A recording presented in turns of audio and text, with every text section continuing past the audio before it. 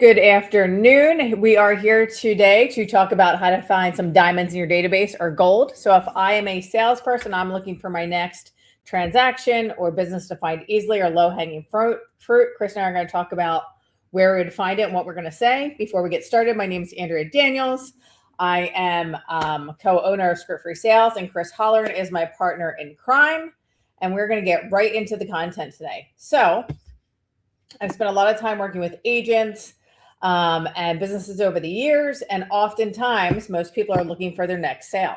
And if I was looking into my database for my next sale, I'm going to look at leads based on motivation, such as someone who wants to say, if I'm talking about a real estate agent, someone who's looking to sell their home. Say if I am a real estate agent on the buyer side, maybe someone who came to an open house. So I'm going to look at the motivation level, which means someone has taken a step to move forward and move closer to their goal. If it's an expired listing, someone who's already on the market for 6 months or for sale by owner, those people are motivated. They want to sell. They want to move, right? They are further down in that funnel. If I'm a buyer's agent in the real estate side, I might pick someone who's gone to an open house, has taken the time to walk into an open house, or maybe an older online lead. Typically, online leads are anywhere from, 3, 6, 12 months out. So I might go to an old online lead. They put their information online to see the house, or they came into an open house. And oftentimes when we think, when a lot of people look at their database, they kind of feel overwhelmed. There's so much data. I'm not sure who to call first. And anytime I teach people to call their database, it's always looking at that low-hanging fruit, looking where can I engage with that next transaction as quickly as possible. Because if you try and look at the whole entire database as a whole, unless you're someone who's very detail-oriented, people can get completely overwhelmed, right, Chris, and shut down. Yeah, and if you're someone that's looking for their next sale, it's easy to, okay, well, I have all these different lead sources, all these, different people that I've talked to or not talked to, leads that I've gotten from. Who's going to pick up the phone if you were to call them? That's a good place to start, because someone who's picking up the phone and talking to you is going to have a much better chance of converting than somebody who's not answering your calls. So the first thing that you should do is, when you're thinking your next sale, who's more likely to pick up the phone if you were to call them and have a conversation with them?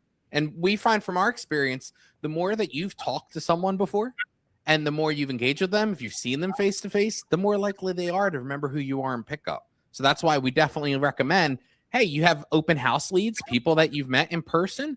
Great. Those would be great. Something great to start with. Those people are a lot more likely to talk to you than numbers that you looked up randomly on the internet for houses in a random development, because these people have talked to you before. Right, Andrea? Exactly. So oftentimes when people, I don't want to say when people's backs are against the wall, but they're like, Andrea, I need a commission check in 60 days. That's not the way to do things. However, we know it happens. And they're like, who should I call first? And then what I work through is, who's the most motivated person in our database? What's the oldest data? Because maybe those people didn't buy or sell yet. So before getting overwhelmed with all the data, what Chris and I are going to talk about is the most motivated data and what to say for the people next. Who you're going to call next. So one of the things that Chris and I teach is the opening to the conversation. When you're opening a conversation with someone who maybe you haven't chatted with in a hot minute, there's a few things. Number one, get the crap out of your head. Don't be like, they don't want to hear from me, I'm bugging them. That's a big limiting belief. Okay. So most people don't pick up the phone because they're thinking they don't want to hear from me, or I'm not sure what to say. So Chris, they're going to teach you what to say. You just got to get out of your own way, knowing that people do want to hear from you. And if they don't, they will surely tell you. So we're right about that. We are right. And telephobia is a real thing. 40% of the population suffers from it. They don't want to pick up the phone. So Chris, if you were to pick up the phone and call someone from an open house, what would you re-engage with the lead to say? For your opening. Okay, yeah, that's a great question. What I always think about too is, I'm the type of person, hey, notes and stuff. I don't really remember people's names. I remember their faces better. People remember people differently. So if you have notes, use them. So that way you can refer to something in that conversation. If you don't have notes, we can make it a little bit generic. So if you had notes, you might make it specific to something that they mentioned or looking for. If you don't have any notes and they came in an open house, it might look something like this. Hey, this is Chris from XYZ Realty. It was a pleasure meeting you at the open house in Philly last weekend. Out of curiosity, did you see any other homes? So what we're doing with that opening is it has nothing to do with, do you want to go see a house? Do you want to meet with me to buy your next home? Do you want to get pre-approved? It's nothing, any of that. It's just getting permission to start a conversation, because most people don't want to talk to salespeople and will blow them off the second that they get a chance to. And with that question, people are going to answer and be like, oh, no, I didn't see any other ones. Or, yeah, I did. And now we have permission to have a conversation and re-engage with them, where this person might just be like, oh, I'm busy, I can't talk otherwise. Exactly. And note there that Chris did not ask a big question that they couldn't answer easily. Number one. Number two, he's not trying to sell the house that they were at. Most times, be like, you ready to put an offer on the house that they were at? They're like, it's too much too soon. They might not want to put in an offer, right? So I think oftentimes we think about asking them a big, hairy question, and Chris asked them a very easy to answer question there. Very easy to answer. So if we were going to do an online lead, Chris, say it was an online lead from 6 months or 9 months ago. Okay, then that opening could sound, and if you have notes, make it specific. I'm guessing some of you might be like most realtors, where it's just, oh, I just didn't get to the notes. I didn't get to put them in. So let's not worry about it. We want to make it easier for you to pick up the phone and call people. So if it's an old lead from 6 to 12 months ago, it might sound something like this. And we recommend use a co-brand. So if this was like a Zillow lead or something specific, use that company's brand. So that way the person's more likely to remember that they interacted with that brand. So it might look something like this. Hey, this is Chris from XYZ Realty. We spoke in the past. You were looking at some homes in the Philly area on Facebook. Is Philly the only area you're interested in? And if you didn't speak with them before, take that part out. Hey, this is Chris from XYZ Realty. In the past, you were looking at some homes in the Philly area on Zillow. Is Philly the only area you were looking in? So we're not making the conversation about, do you want to buy now? Do you want to transact now? Because that's not desperate. Just imagine that you started talking to someone that you were interested in going on a date with, you're dating, and someone introduced you, and they talk to you for 10 seconds and are like, let's go on a date. You want to be in a relationship? That would be weird.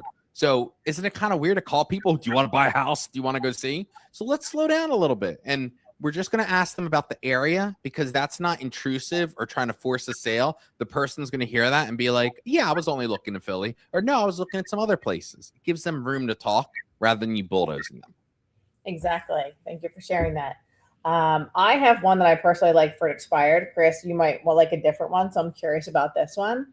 So number one, I don't like saying the word expired when we're calling someone, because expired reminds me of milk, and no one likes the smell or the taste of expired milk. So I like to say something like this.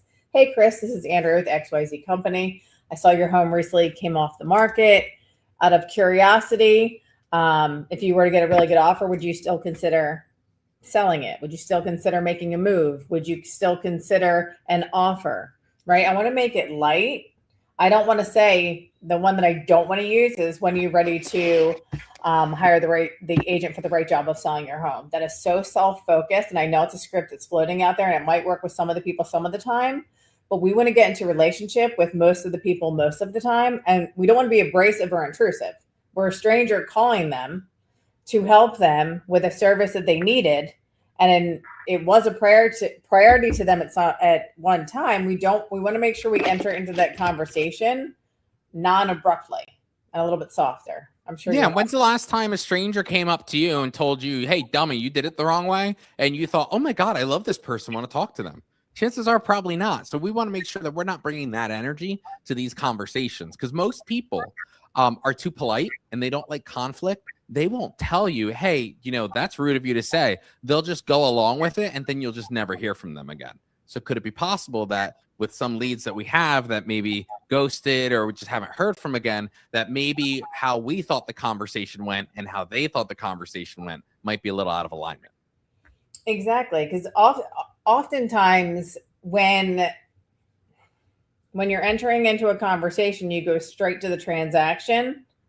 You're going to shut people down, and they're going to get off the phone, or like Chris said, they'll just yes you to death and get off the phone. And if we truly want to help them, we don't want to make them feel wrong for a decision that they made 6 months ago about who they thought was the best option to sell their home. Chris, there is one other lead source that I was thinking. This is one of my favorites. It's maybe someone who was curious about the value of their home. Because I know that if someone is curious about the value of their home, they're not going to come out and necessarily say, yes, I'm thinking about selling. Because then, the agent's going to be a Pop-Tart realtor, pop out of the toaster, get in the car and drive over there with the listing agreement. Because most people who get online seller leads as valuations try and set a listing appointment. I know this because I've listened to way too many phone calls. So I know my favorite one. Chris, you might feel differently about this. Hey, Chris, this is Andrea with XYZ Company. Saw you're curious about the value of your home. Out of curiosity, as I, pull some information together for you, have you done any renovations in the last few years that would increase the value? You might have a different one that you like, Chris. I personally like that one. That was the one I was going to use. And for anyone who's watching the replay of this or watching this, most people who get the online leads, they are literally picking up the phone, asking them if they want to sell their home and trying to get a listing appointment. That is literally trying to get married or trying to get engaged on the first date. And people just push away. No, I don't know what I clicked. No, just curious about the value. No, thank you. No, thank you. No, thank you. How do I know this? I've listened to thousands of phone calls. So I want to make sure that when we're entering into the conversation, we're entering into it for a relationship, not a transaction. Anything that I missed there, Chris? No, thank you all for tuning in. If the only thing that you could take away from this is just if you're like, I need a sale, there's so much information in my database. It's who's more likely going to pick up the phone and who's more likely going to reply to you. So look for leads that are more likely to reply. If it's someone that you've chatted with before, met before, the likelihood of them answering you goes up. So definitely check out leads like open houses, any events that you might host, past clients, sphere of influence. They're more likely to pick up than a Zillow lead that you never even called from a year ago. So it's just thinking about what are your levels of success and who's more likely to reply, because most agents are calling and looking for a sale. We're just looking to get someone to answer us and pick up. And re-engage. Yep. Mm-hmm. And if you're curious about how to re-engage old nurturers, Chris and I have a class this Thursday at 11 o'clock, and I will put the link in the comments. All right. Have a great day, everyone, and good luck making your phone calls and your outreach. Take care. Bye.